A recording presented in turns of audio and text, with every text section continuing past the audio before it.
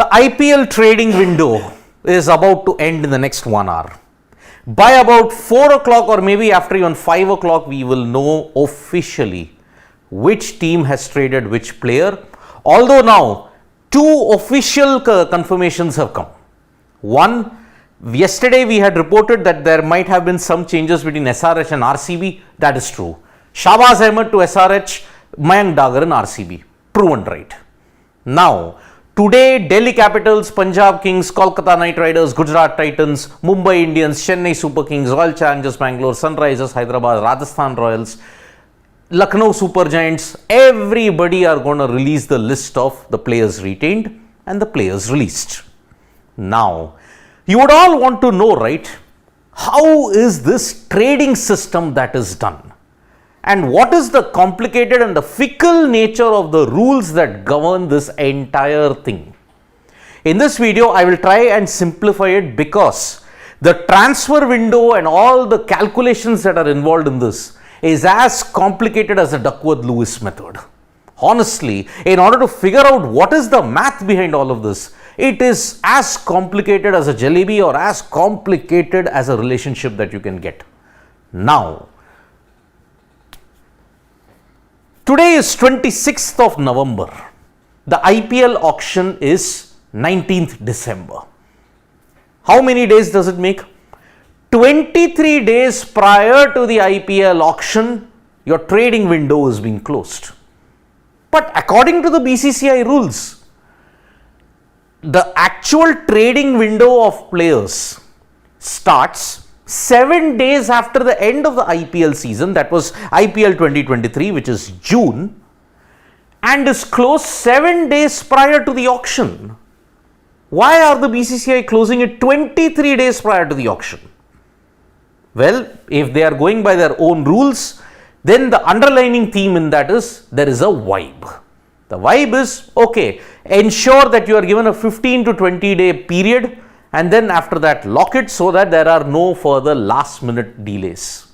So, in the rules that is there, open 7 days after the end of the season, that is correct. But close 7 days prior to the auction, now that is something that has undergone a massive change heading into the IPL 2024 auction if you look at it. Player trading is done through a EOI. What is the EOI?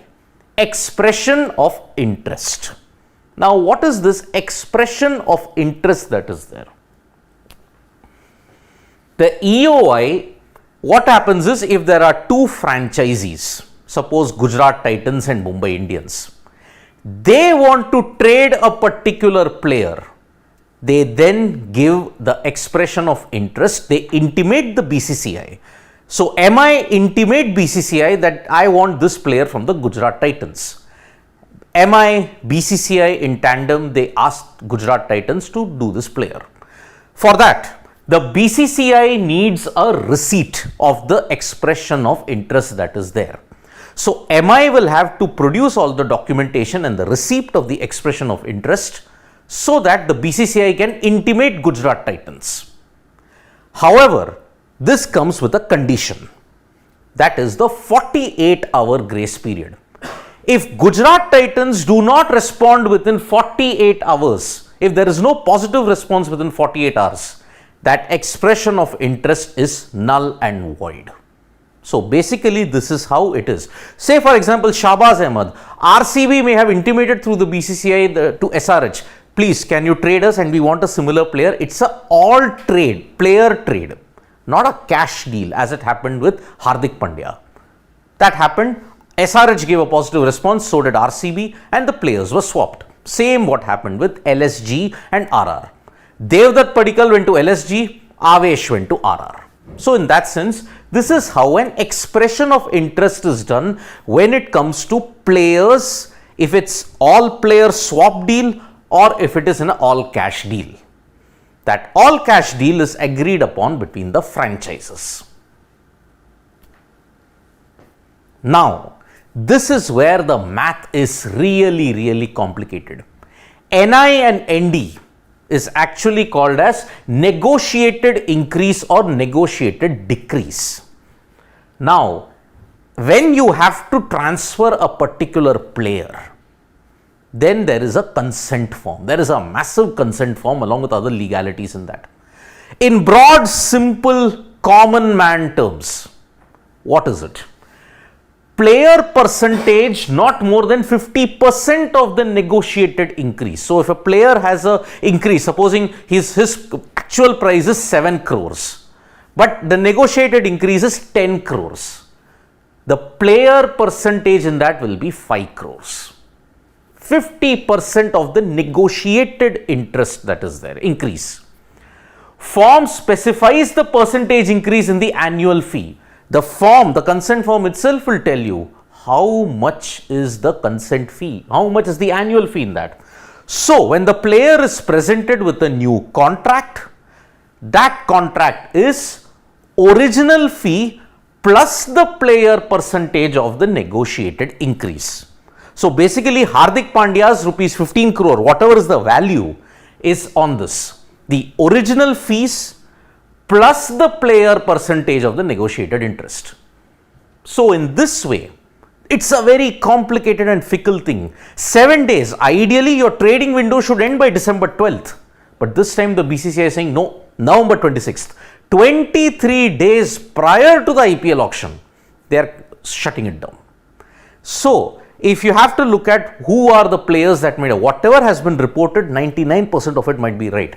Hardik is coming to Mumbai Indians at an all cash deal. Nikhil did the video yesterday. You can just see that video, the math behind the entire thing. He's explained the player percentage and all the negotiated increase, decrease and all of that. So remember, Mayank Dagar going to RCB is actually a negotiated decrease. Shahbaz Ahmed going to that is also kind of a negotiated decrease if you have to look at it. Now, 15 crores, what is the consent form saying in that? If a player goes on an all cash deal, that will go in from Mumbai Indians' purse. It won't go from the overall pool. So that's why they'll have to release certain players after they get about 20 crores.